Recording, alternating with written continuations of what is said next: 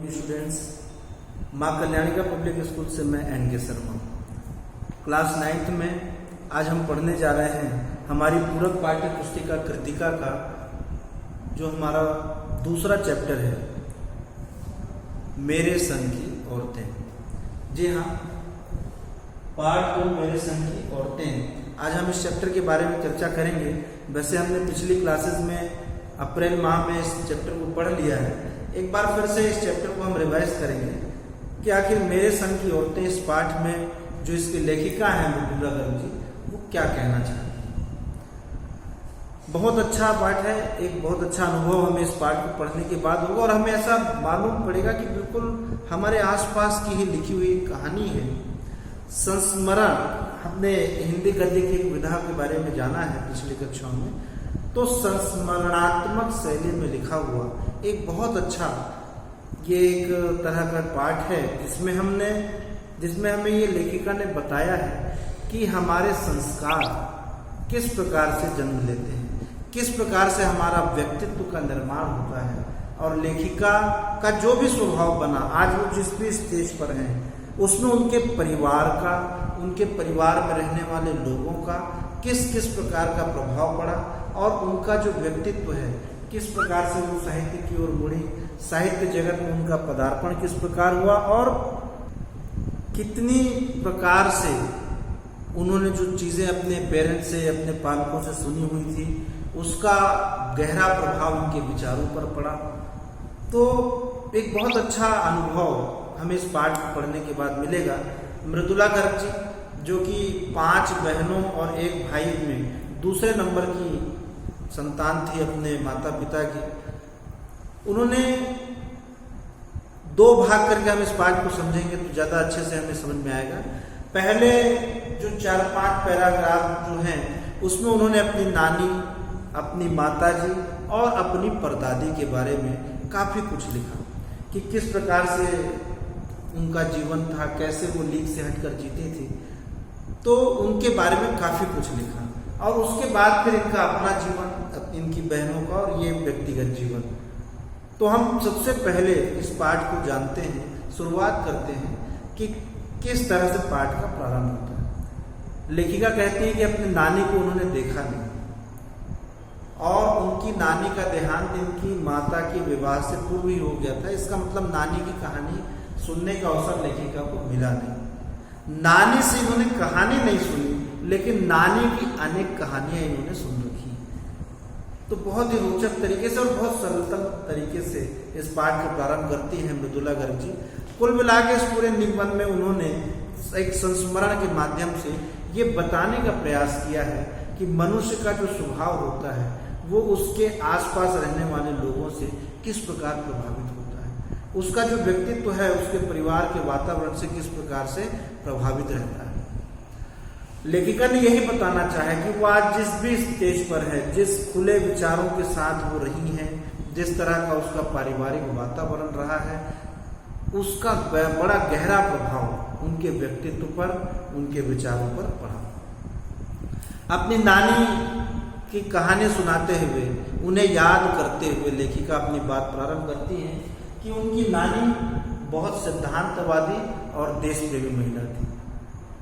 लेखिका ने इस निबंध में एक और चीज बताना चाहा है कि किस प्रकार परंपरावादी जीवन जीते हुए भी अपने ढंग से जीवन जिया जा सकता है, जिसके उदाहरण उनके पेरेंट्स रहे हैं, जो बहुत पुराने समय में दकियानुसी जब लोग विचारों में जीते थे, परंपरावादी जीवन जीते थे, जहाँ महिलाओं को बहुत आज़ादी नहीं थी, महिलाओं को घर की एक वस्तु समझा जाता था, उस जगह की भी उन्होंने व्याख्या की है कि वैसे उनकी नानी बहुत सीधी सादी थी, सरल स्वभाव की थी। उनका विवाह होते ही उनके जो पति थे, अर्थात लेखिका के जो नाना, वो अंग्रेजों के बड़े भक्त थे, अंग्रेजों को बड़ा अच्छा मानते थे।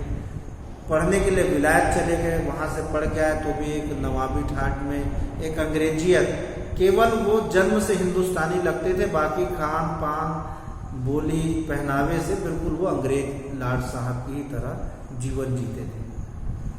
लेकिन नाना जी का जीवन और उनकी नानी का जीवन बिल्कुल अलग अलग रहा। नानी ने कभी भी अपने नाना के जीवन में दखल नहीं दिया। वो अपने दायित्वों का, अपने कर्तव्यों में मस्त रहती थी, व्यस्त रहती थी और एक अच्छा जीवन उन्होंने जिया। परिवार की भले ही चार दीवारी में वो जी, लेकिन अपने कर्तव्यों को भली प्रकार से पूरा करती रही। एक सिद्धांतवादी जीवन उन्होंने जिया। कभी भी उन्होंने अपने पति को रोका टोका नहीं और ना ही कभी दखल अंदाजी की। इस तरह से उनकी नानी एक अच्छा जीवन तो जीती थी, लेकिन जब उनकी उम्र मतलब वो बीमार हुई, उम्र के एक पड़ाव में जाने के बाद, तो उन्हें बड़ी चिंता हुई अपनी 15 वर्षीय बेटी की, अर्थात लेखिका की जो माँ थी उसके भविष्य को लेकर वो बहुत जरूर चिंता करती थी। बड़ी ममतामयी माँ थी इनकी नानी।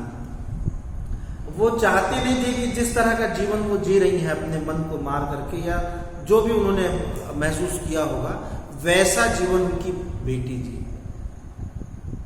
तो एक बार जब वो बीमार हुई और जीवन के अंतिम क्षणों में उन्होंने अपने पति से कहा, अपने परिवार वालों से कहा कि मुझे उस समय के स्वतंत्रता संग्राम सेनानी थे, उनसे मिलना है। लोगों को बड़ा आश्चर्य हुआ, उनके नाना को, उनके परिवार वालों को, कि जिस महिला ने कभी घर से बाहर कदम नहीं रखा, जिस महिला ने कभी पराया मन से कोई बातचीत नहीं की, अचानक उसे जीवन की मोड़ पर क्या बात करनी। बहरहाल ऐसा मान लिया गया कि इनकी इच्छा को पूरी करना चाहिए। और लेखिका बताती हैं कि इस घटना को सुनकर ही नानी के प्रति उनके मन में बड़ा श्रद्धा भाव जागृत होता। उनकी नानी ने अपने उस मित्र को बुला करके ये कहा कि मेरी पुत्री का विवाह किसी अंग्रेज से मत होने देना, किसी अंग्रेज परस्त व्यक्ति से मत होने देना। और उनकी नानी ने ये कहा कि अपनी ही तरह किसी देश से प्रेम करने वाले किसी देशभक्त व्यक्ति से मेरी पुत्री का विवाह कराना। किसी को आश्चर्य नहीं हुआ कि वो ये बात कहने वाली है। घर के चार दीवारी में कैद रहने वाली महिला के मन में देशभक्तों के प्रति, देश के प्रति इतना प्रेम होगा, इतना समर्पण होगा, ये कल्पना से परे थी। और लेखिका कहती है कि इन बातों को ही सुन सुन करके लेखिका के मन में अपनी नानी के लिए बड़ा आदर का भाव जागृत हो। अब वो लेखिका कहती है कि दूसरी तरफ अपनी माँ से भी उन्होंने सुना, अपनी माँ की कहानियां भी उन्होंने सुनी। तो उनकी माँ जो है, भले ही उनका विवाह एक अच्छे घर में हुआ और एक अच्छे पिता उन्हें मिले, देशभक्त पिता मिले, लेकिन उनके पिता देशभक्ति के लिए अपना पूरा कैरियर उन्होंने बर्बाद कर दिया था, देश की आज़ादी की लड़ाई को लड़ने के लिए।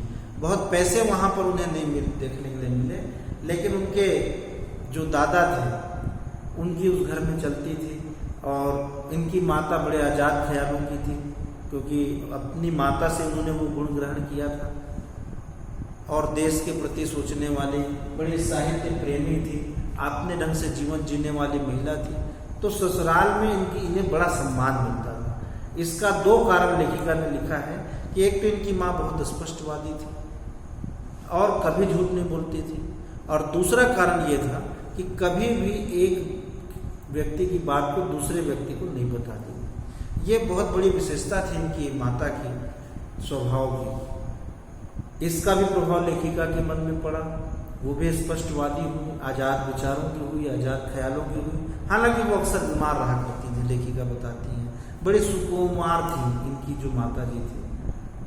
और तीसरी जो महत्वपूर्ण हस्ती रही, जिसका बहुत गहरा प्रभाव लेखिका के जीवन में पड़ा, वो थी इनकी एक परदादी, जो कि बहुत ममतामयी थी, आधुनिक विचारों की थी, क्योंकि वो हमेशा अपने घर में कन्या होने का वरदान मांगा करती थी। वो कहती थी मंदिर जाकर के अब बेटी होना चाहिए अपने घर में, क्योंकि पिछले 5 पीढ़ियों से लेखिका कहती थी कि उनके घर में कोई बेटी पैदा नहीं होती, बेटे ही पैदा होते थे। तो ये भी एक अपने तरह की एक विशिष्ट महिला थी, जिनकी कहानियां सुन सुन के, जिनके बारे में सुन सुन के लेखिका कहती कि उनके लिए भी मेरे मन में बड़ा आदर का भाव हुआ। उनसे कुछ गुणों को मैंने सीखा। बहुत ममतामयी थी, जैन धर्म की तरह ज़्यादा अपरिग्रह, ज़्यादा वस्तुओं को संग्रह नहीं करती थी। केवल 2 या 3 साड़ियों में ही उनका पूरा जीवन चलता था। नई साड़ियाँ वो रखती नहीं थी, किसी न किसी को दान दे देती थी। एक घटना का भी इसमें लेखिका ने उल्लेख किया कि एक बार एक चोर उनके घर पे घुसा है। उस चोर को भी उन्होंने अपने व्यवहार से, उसका व्यवहार, पूरे चोर का जो जीवन था उसको बदल दिया। उसे अपना बेटा उन्होंने बना लिया। पानी उससे मांगा उन्होंने रात में, और चोर ने कहा मैं चोर हूँ, तो भी उसने कहा कि क्या हुआ, मेरा जूठा पानी पी के तुम मेरे बेटे के समान हो गए, और हमारे बीच माँ बेटे का रिश्ता हो गया। इस तरह की अद्भुत शख्सियत थी, एक अद्भुत जो है व्यक्तित्व की धनी थी उनकी परदादी। तो ये एक पहला भाग है जिसमें मृदुला गर्ग जी ने अपने कुछ परिजनों का स्मरण किया, उनकी विशेषताओं का बहुत विस्तार से वर्णन किया। और लेखिका कहती है कि इन सब की कहानियों को सुनकर, इन सब के साथ रहते हुए लेखिका को एक वैचारिक पृष्ठभूमि मिली, उन्हें एक संस्कार मिला, और उनके व्यक्तित्व पर उसकी पूरी छाप और झलक दिखलाई पड़ती है। आज लेखिका जो आजाद ख्यालों की है, साहित्य में जो उसकी रुचि है, कहीं ना कहीं उनकी माता से उन्हें मिला। आज वो देश के बारे में जितना भी सोचती हैं, वो उन्हें अपनी नानी से सीखने के लिए मिला, नानी के व्यवहार से देखने के लिए मिला। और जो उनके मन में एक संवेदनाएं हैं, संवेदनशीलता है, वो उन्होंने अपनी परदादी से सीखा। अपने अधिकारों के लिए कैसे लड़ना है, ये उन्होंने अपनी माँ से सीखा। इस प्रकार से एक व्यक्तित्व का निर्माण हुआ।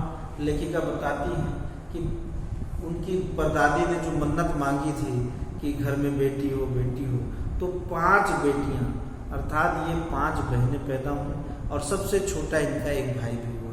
कुल मिलाकर ये 6 भाई बहन हुए, और सभी कहीं ना कहीं अपने इन पारिवारिक संस्कारों के कारण साहित्य के जगत से जुड़े, साहित्य क्षेत्र से जुड़े रहे, लेखन कार्य में ये संलग्न। इसके बाद हम दूसरा जो भाग है उसको पढ़ेंगे अगली क्लास में। धन्यवाद। Have a nice day.